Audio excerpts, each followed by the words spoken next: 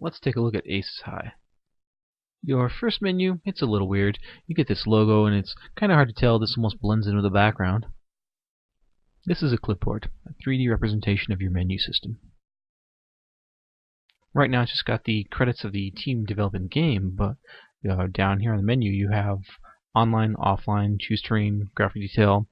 There's two things you need to do. You need to go offline and check your settings first, but go to your video settings first as well. Set it to your native resolution that you want to play at. Also go to your graphics detail, and you can set a couple of things. If your system isn't strong enough to run the game smoothly at full details, turn off post lighting and also disable shadows. That will give you the greatest performance boost. Let's go offline. This is an airfield. You default to one. You can use your number pad 4, 2, 6, 8. These are the snap keys like on a compass. You can hit the 5 key to look up. If you combine that, up, forward, up, left, up, forward, left, you can get just about any angle you need.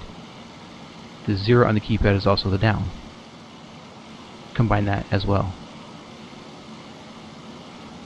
This is where a lot of people get lost. You need to be able to navigate several things to play the game, but we're still at the beginning stages here. You need to know how to play the game. This again is your menu. Above the menu is a map. And click, drag. Right now I'm holding down. You can zoom in. There's a key for zoom in and keys for zoom out. It comes into play later, but for right now, let's look at the menu. All this stuff can be confusing. If you look at the hangar, this is where you select a plane. The loadout, the skin, all that good stuff. You can go back to tower. Let's look at our settings. Options. This will do a lot of stuff for you. Preferences will have a number of things for you. Under flight, you can turn off the display ladder, the top right corner screen, altitude, speed, and readouts. Some pilots don't like that. Some pilots do like it. This is where you can change that. Under sound options, that's going to be a number of things that you might want to tweak. Advanced sound right here. You can, for example, slide your engine sound down. Little things like that. You can tweak perhaps the sound of external flaps. So this is where you can do all that. I'll leave that to you. I'm not going to mess with that right now. The most important thing is going to be key maps and controls. That's going to be the second down option here under Controls menu. We're going to take a look at the keys first. I have V for my voice record button, so you're going to see that it's highlighted right here. If you press key, it'll highlight and it'll take you to what that's mapped as. V in the game is for my right wheel brake. And yes, you can have right and left wheel brakes for differential wheel brake. You can choose the different category down here to see where something is, or press the button. If you press the button, it'll take you to that thing and show you what it's mapped to. If you click the button, not so helpful. These are the most necessary things you need to know. Throttle up and down, gear up and down, flaps up and down. The views on your number pad are already predefined, 1 through 9 plus 0 plus 5. Trim can be important eventually, but for now you just want to know what the key for combat trim toggle is. Here we can see it's mapped to Control X, but I have it mapped to a spare button on my joystick for easy access. You don't have to necessarily set everything yet. Just look at what you need to know. See what the defaults are. We just want to know how to take off. Everything else, forget about it for now. You just need to get in the air. Next, go to Map Controllers. This can be confusing. This is a screen of every button and every axis on a particular device. It will default to one device. I have to choose up here in the CH Pro Pedals drop box my other devices. Here I select which device I want, including the mouse, which I'm not going to work with. Instead, I want to map my flight stick. You can see mine is already mapped, but I'll show you how to do it. If I move my X-axis, I'm all the way left over here. Now I'm centered. Now I'm all the way right. And USB devices like this often have some spiking. Don't be alarmed unless the spiking is quite erratic and large. If you want to select a specific axis, you can hit the Advanced button. You can tweak and scale it here. My particular stick does not need that, but I have had sticks in the past that did benefit from it. If the axis defaults the wrong way around, you can toggle it with Invert Axis here, or Enable Scaling. That will let you put a curve on the inputs, from minimum to maximum. That's been useful for a number of older sticks in the past. If you need to calibrate just this axis, hit Calibrate Axis and then do just this one. It's easier to do one at a time. I'm moving it all the way over to the left, I'm all the way to the right, back to the center, I'm letting go, and I'm hitting the OK button. Now, check this out. My green axis orientation, this is much more centered than it was a moment ago. I haven't calibrated my stick in a while. Let's check the y-axis.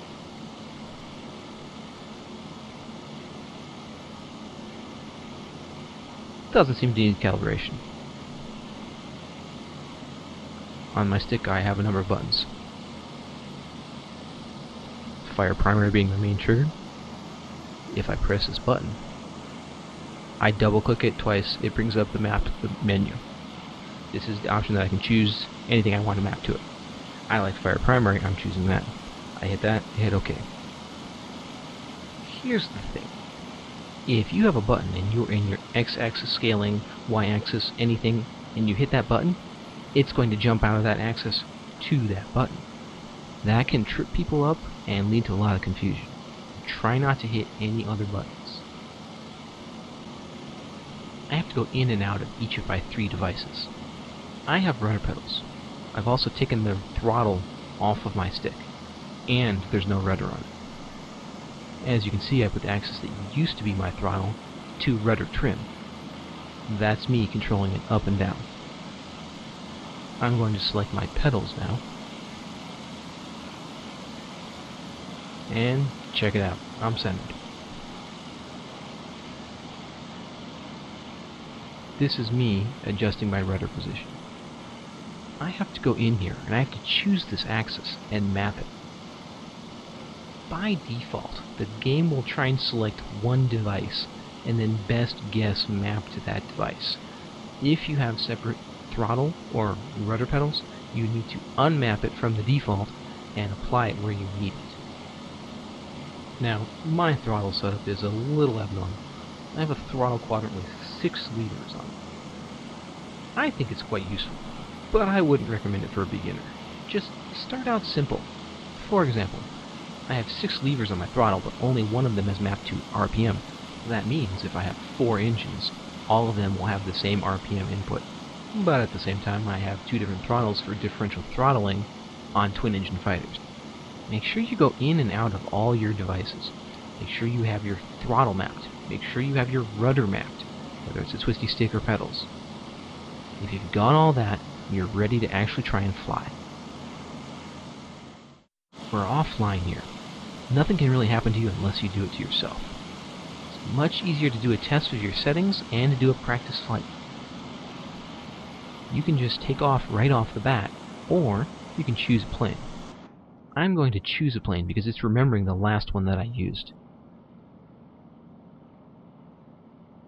I'm choosing the P-51D because that is the default plane and one you're very likely to encounter. If I move this around, you can see there's a fuel option. 100% of fuel is a lot of fuel. At the bottom here, you can see the total weight and the flight duration without WEP. Since I don't want to fly around for 50 minutes and I don't want to fly a 10,000-pound plane if it's just a practice run, I'm going to put that down to 50. Or, even if it's a practice flight, 25. Here's another tip. Go in here and choose another plane. It might be something you don't think about if you're new. Choose a Spitfire Mark VII. That's 8. That's a very nice plane. Very easy to take off. Very light. Or scroll to the top of the list. Choose an A6M3. Very nice plane. Performs wonderfully. Also, very light. The P-51, it's rather heavy. That said, I've chosen a P-51. I've not put on any thousands of pounds of rockets, bombs, or drop tanks, and I've lowered the fuel to the minimum. And now I'm going to take off. Down here on this pad, you can launch. You can choose a direction. H will spawn you in the hangar if you want to do a little bit of taxiing. Otherwise, just hit one of the directions. These are tied to the runways of the field. Smaller fields will have less directions. Larger fields will have more. I'm choosing southwest just randomly. This is your cockpit.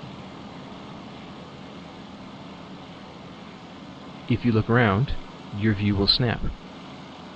This is me pressing the left key and the 5 and the 0, and then I'm prepared to look up and down. This is the cockpit view. I'm going to bring up my clipboard by hitting escape. I want to use my mouse as a pointer, and bringing up the clipboard will let me use that. Otherwise it's hidden. Or the text buffer will as well. The view will default to snap. I'm going to put it in pan view, which you might be familiar with by hitting F8. Now, when I use a direction, it stays there. I don't fly this way. It's a little slower. I'm doing it to angle down. I want to show you some things in the cockpit. Follow my mouse as I point out a few things that might be useful in the cockpit here. In the center here, there's a 3D representation of the joystick. The newer planes have this. Some of the older ones don't. I'm going to move it. You see it's not perfect, but it gives you an idea of where the stick is. Look at my throttle over on the left. It is on this wall. When I move the throttle back and forth, it gives a rough representation of its position in the 3D cockpit. Note also ammunition counters and a couple of other instruments that we're going to be focusing on here on this P-51. This one here on the middle right, and this one up here on the top right. This is your RPM, and this is your manifold pressure. These together will be your engine power. Somebody was having a problem on the Steam forums saying they could not make full power, they couldn't take off. One way to see if it's an input issue or something else holding you back, make sure you don't have anything mapped to those differential brakes that I mentioned previously. Also, we're going to see if you're actually making full power on the instruments here. I'm going to turn the engine on for an example here. I'm going to throttle back as I turn the engine on so that I don't take off.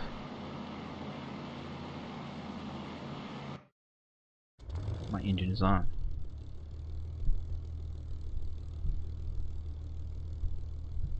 You'll see that the RPM and the manifold are still minimum because I haven't increased the throttle yet. Let's do that just a little bit.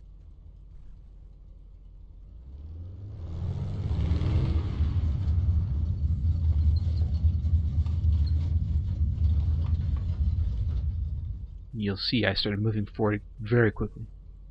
There's a lot of power in these engines. If you're not taking off, if you can't take off, you might need to check your throttle, make sure you're getting full range of motion.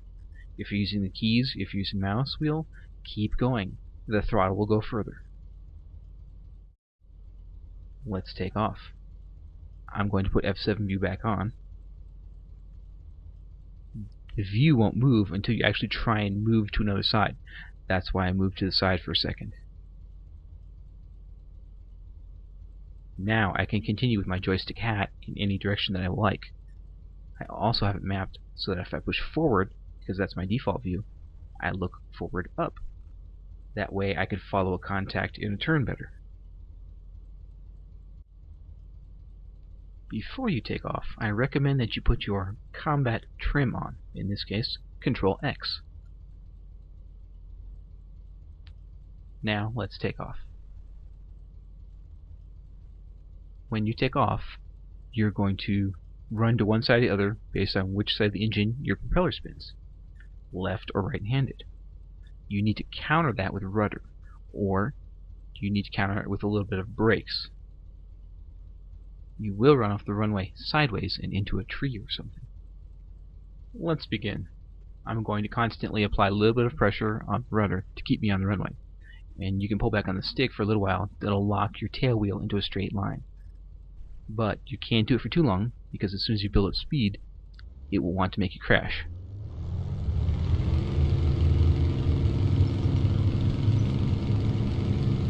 Here I am using moderate rudder to keep myself on the runway. I'm not using more emergency power, just normal full throttle. This plane needs about 100 miles per hour and change to take off. If you try to take off too fast, that is the beginning of an accelerated stall, and my landing gear sound. The landing gear has to come up, or it'll keep slowing you down. Right now I'm accelerating very slowly because this plane is rather heavy. I can bank, I can look into my bank, I can look behind me, and see where I just came from. I'm flying. It's just that easy. There's more to it, but that's the basics. If you're constantly crashing, a common fault is going too slow. I'm going to throttle down and make a turn to show. Here's what can happen. Oh, I've stalled. I have to correct with rudder, and I can't get up. Crash. What happened? You need to obey the laws of physics. It takes a little while to get used to that. To help, go to your flight options. Preferences, flight. There is an auto takeoff option. I'm going to turn that on for you now. As soon as you hit a runway direction, your plane will try and take off. The only thing you need to do is give it full throttle. You'll see the auto takeoff enabled on your HUD. I'm not moving. I haven't throttled up. It'll take care of everything else for me. Now I'm throttling up. Check it out. It's keeping me on the runway. It's taking care of it all. My feet are entirely off the rudder pedals. My hands are off the stick.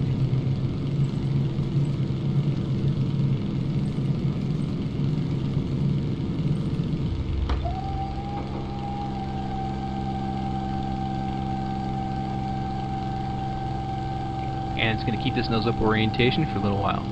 If I look at my wing, I'm flying. But I'm still slow.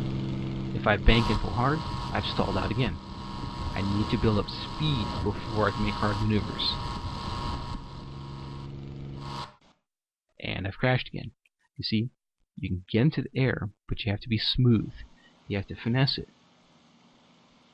You can put it in an unflammable condition and it will stall.